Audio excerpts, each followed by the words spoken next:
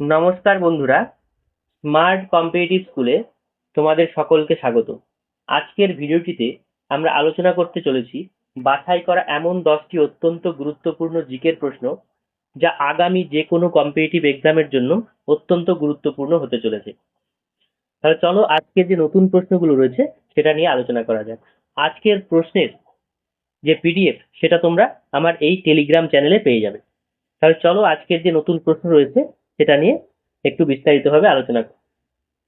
ভারতের প্রথম UNESCO world heritage site কোনটি ছিল?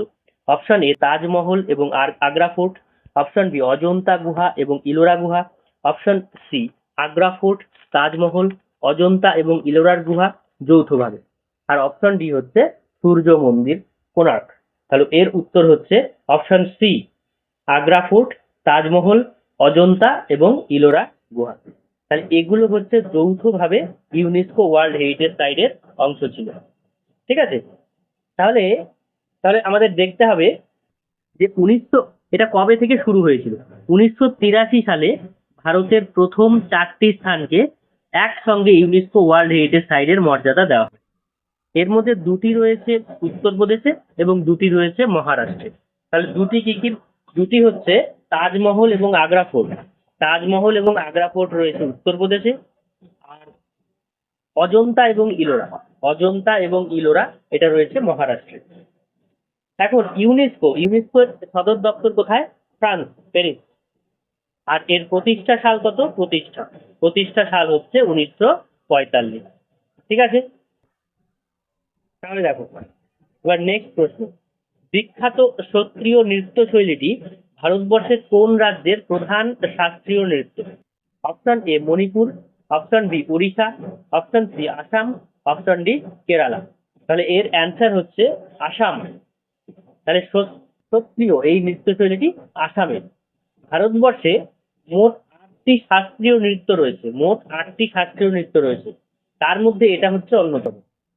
তার মধ্যে উল্লেখযোগ্য একটা ঘটনা, সেটা হচ্ছে কেরালা এমন একটা রাজ্য যার দুটো শাস্ত্রীয় নৃত্য রয়েছে।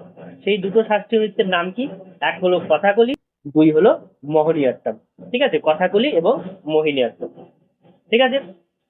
আরেকটা বিষয় তোমাদের জানতে হবে যে 15 শতকে শ্রীমন্ত শঙ্করদেব বৈষ্ণব ধর্মের প্রসারের জন্য এই নৃত্যের সূচনা করেন। কোন নৃত্যের? এই সত্রিয় নৃত্যের। ঠিক আছে? তাহলে দেখো এখানে বিস্তারিত ভাবে লেখা রয়েছে। 1916 সালে বিখ্যাত লখনৌ চুক্তি কাদের মধ্যে স্বাক্ষরিত হয়েছিল?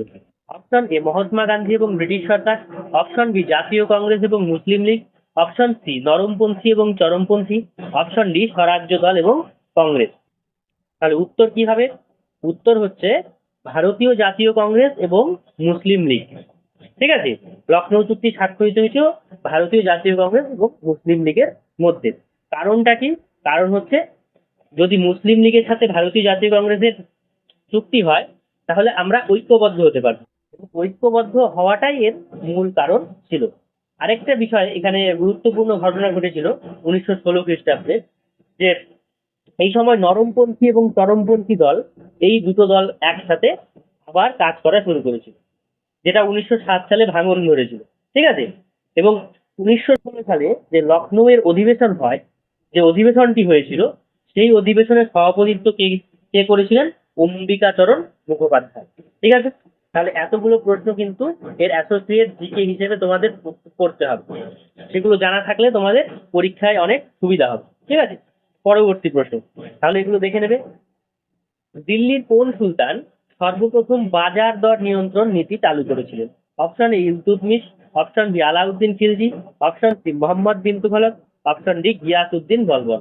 উত্তর হচ্ছে আলাউদ্দিন খিলজি, অপশন বি। এবার দেখো, তিনি দালালি প্রথা বন্ধ করার চেষ্টা করেন এবং সেই কারণে শাহনা ই মান্ডি নামে অফিসার নিযুক্ত করেন। ঠিক আছে? শাহনা ই মান্ডি নামক অফিসার বা একটা মন্ত্রক নিযুক্ত করেন। ঠিক আছে? আর তিনি নিজেকে সিকেন্দার ই সানি বা দ্বিতীয় আলেকজান্ডার উপাধিতে ভূষিত করেন। নিজেকেই আলাউদ্দিন খিলজি নিজেকে সিকেন্দার ই সানি বা দ্বিতীয় আলেকজান্ডারের উপাধি দেন। বাজার নিয়ন্ত্রণ করছে কে? আলাউদ্দিন খিলজি। কি নাম মন্ত্রকটির নাম? শাহনা ই সানি। কি কারণে নিয়োগ করেছিলেন? যে তোমার হচ্ছে দালালি প্রথাকে বন্ধ করার জন্য।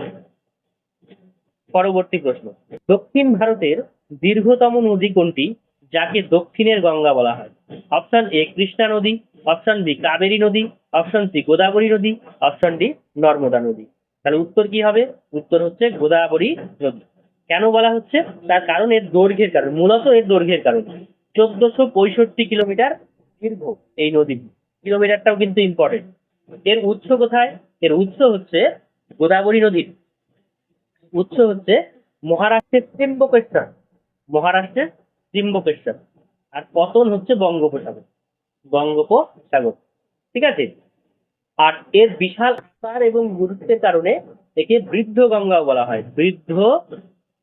গঙ্গা বৃদ্ধ গঙ্গাও বলা হয়। ঠিক আছে।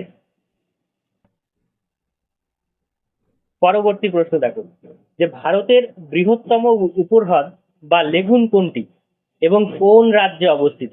অপশন এ চিল্কা হ্রদ, যেটি ওড়িশায় রয়েছে। Option B Vembanad, Kerala.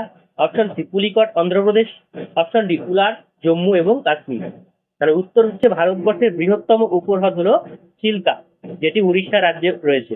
এটি শুধু ভারতবর্ষের মানে দীর্ঘতম, মানে তোমার হচ্ছে বৃহত্তম। ঠিক আছে। কিন্তু এটা যদি গোটা বিশ্বে বলা হয়, এটা যদি গোটা বিশ্বে যদি বলা হয় তাহলে এটা হচ্ছে দ্বিতীয়।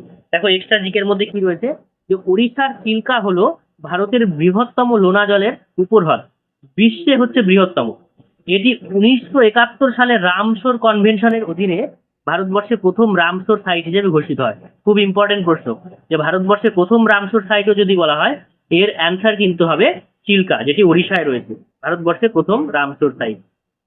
আর জম্মু কাশ্মীরের উলার হ্রদ হলো ভারতের বৃহত্তম মিষ্টি জলের হ্রদ। ঠিক আছে।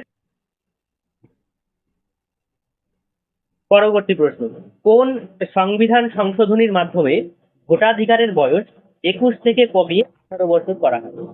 অপশন এ 42তম সংশোধনী, যেটা হয়েছিল 1976 সালে। অপশন বি 44তম সংশোধনী, যেটা হয়েছিল 1978 সালে। অপশন সি 61তম সংশোধনী, 1989। অপশন ডি 86তম সংশোধনী, 2002। উত্তর কি হবে? উত্তর হচ্ছে 21 থেকে কমিয়ে কি করা হলো? 18 বছর। তাহলে 21 থেকে কমিয়ে 18 বছর করা হচ্ছে তোমার 61তম সংশোধনীতে। কত খ্রিস্টাব্দে পাশ হয়েছে? 1989 খ্রিস্টাব্দে। ঠিক আছে। দেখো এটা কার সময় হয়েছে? 1989 খ্রিস্টাব্দে রাজীব গান্ধীর সময়। 1989 সালে রাজীব গান্ধী সরকারের আমলে 61তম সংবিধান সংশোধনীর মাধ্যমে 326 সংশোধন করে লোকসভা এবং বিধানসভা নির্বাচনে ভোট দেওয়ার ন্যূনতম বয়স 21 বছর থেকে 18 বছর করা হয়। ঠিক আছে। তাহলে 42তম সংবিধান সংশোধন কত সালে হয়েছিল? 1976 সালে। একে আমরা মিনি কনস্টিটিউশন বলি। কারণটা কি? কারণ হচ্ছে এই সময় ভারতীয় সংবিধানের বড়সড় একটা রদবদল ঘটানো হয়েছিল। সেই কারণে এই সময়টাকে আমরা বলি, এই সংবিধান সংশোধনটাকে আমরা বলি মিনি কনস্টিটিউশন। ঠিক আছে।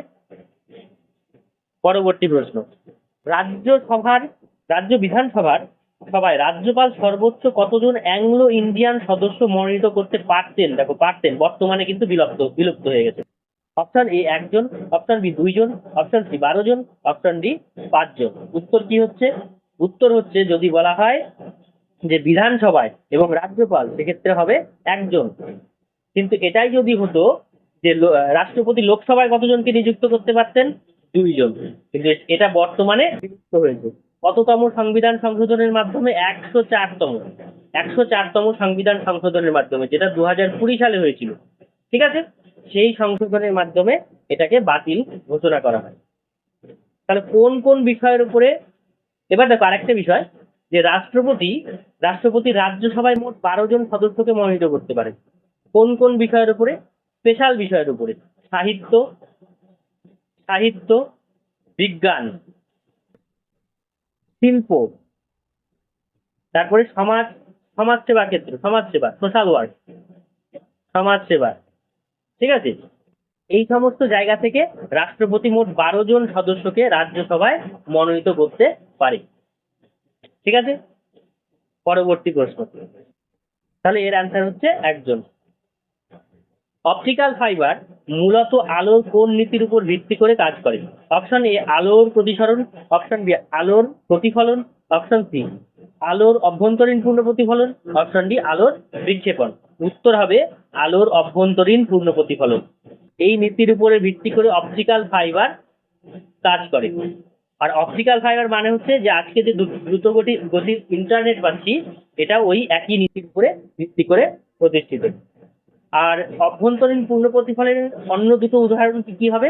এক হচ্ছে মরীচিকা, মরুভূমির মরীচিকা। দুই নাম্বার হচ্ছে হীরের ঔজ্জ্বল্য, হীরে চকচক করে কেন? এই একই কারণে, অভ্যন্তরীণ পূর্ণ প্রতিফলনের কারণে। নেক্সট প্রশ্ন, নিচের কোন ভিটামিনটি জলে দ্রবণীয় এবং মানব দেহে সঞ্চিত থাকে না? একটা জিনিস মাথায় রাখবে, উত্তর কি আছে দেখো, অপশনগুলো কি কি আছে? Vitamin A, B, A, C, D, K.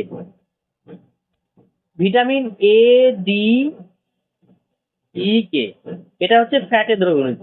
Fat, fat মানে হলো স্নেহ পদার্থ, তেলে দ্রবণীয়, তেল। আর বাকি কি পড়ে থাকলো? বি আর সি, এই দুটো হচ্ছে জলে দ্রবণীয়। এই জিনিসটা মনে রাখলেই তোমাদের সম্পূর্ণটা মনে থাকবে। তাহলে এর উত্তরটা কি হলো? উত্তরটা কি হচ্ছে দেখো, দেখো যে নিচের কোন ভিটামিন জলে দ্রবণীয়? তাহলে জলে দ্রবণীয় কোনটা হবে? Vitamin C, vitamin C. এবার ভিটামিন সি এর রাসায়নিক নাম তোমাদের জানতে হবে। ভিটামিন সি এর রাসায়নিক নাম হচ্ছে অ্যাসকার্বিক অ্যাসিড, অ্যাসকার্বিক অ্যাসিড। ঠিক আছে? আচ্ছা, তোমরা কমেন্ট বক্সে ভিটামিন এ এর রাসায়নিক নাম লিখে জানাবে। ঠিক আছে? তাহলে আজকের মতো এ পর্যন্তই। আচ্ছা, এখানে দেখো কিছু শর্টকাট টেকনিক দিয়ে রেখেছি। যে প্রথম হেরিটেজ সাইট কবে? 1983 খ্রিস্টাব্দে। তাজ, আগ্রা, অজন্তা এবং ইলোরা। শাস্ত্রীয় নৃত্য অসম, শঙ্করদেব করেছেন। লখনৌ চুক্তি 1916 সালে, কংগ্রেস এবং মুসলিম লীগ। শর্টকাটে এগুলো দিয়ে রেখেছি যাতে রিভিশন করতে সুবিধা হয়। বাজার নিয়ন্ত্রণ করেন আলাউদ্দিন খলজি। দক্ষিণের গঙ্গা বলা হয় গোদাবরীকে। বৃহত্তম লেগুন চিল্কা, ঠিক আছে, যেটি ওড়িশায় রয়েছে। প্রথম রামসর সাইট। 61তম সংশোধনীতে 18 বছর থেকে কমিয়ে, মানে 21 বছর থেকে কমিয়ে 18 বছর করা হয়। অপটিক্যাল ফাইবার টিআইআর নীতির উপর বেস করে চলে। ঠিক আছে? টিআইআর মানে হচ্ছে অভ্যন্তরীণ পূর্ণ প্রতিফলন। রাজ্যসভায় 12 জন মনোনীত, রাজ্যসভায় কতজন সদস্যকে মনোনীত করতে পারেন? 12 জন। ভিটামিন সি হচ্ছে জলে দ্রবণীয়। এবার ওয়ান লাইনার দেখো কিছু, যে ইউনেস্কো ওয়ার্ল্ড হেরিটেজ সাইট 1983 খ্রিস্টাব্দে। তাজ, তাজমহল, আগ্রা, অজন্তা এবং ইলোরা। শাস্ত্রীয় নৃত্যের রাজ্য হলো অসম। লখনৌ চুক্তি 1916 সালে, কংগ্রেস প্লাস মুসলিম লীগ মিলে হলো। প্রথম বাজার দর নিয়ন্ত্রণ করেন আলাউদ্দিন খিলজি। দক্ষিণের গঙ্গা বলা হয় গোদাবরী নদীকে। ভারতবর্ষের বৃহত্তম লেগুন চিল্কা এবং ওড়িশা, মানে যেটা ওড়িশায় রয়েছে। ভোটের বয়স 21 থেকে কমিয়ে 18 করা হয় 61তম সংশোধনীতে 1989 খ্রিস্টাব্দে। অ্যাংলো ইন্ডিয়ান বিধানসভায় কতজন মনোনীত করতে পারে? 1 জন। অপটিক্যাল ফাইবারের নীতি অভ্যন্তরীণ পূর্ণ প্রতিফলন নীতির উপর বেস করে তৈরি। জলে দ্রবণীয় ভিটামিন হলো ভিটামিন সি। ঠিক আছে? এক নজরে তোমরা এগুলোকে রিভিশন করে নিলে। তাহলে আজকের মতো এ পর্যন্তই। ভিডিওটিকে ভালো লাগলে তোমরা লাইক, শেয়ার এবং সাবস্ক্রাইব করবে। আর ভিডিওটিকে শেষ পর্যন্ত দেখার জন্য অনেক অনেক ধন্যবাদ।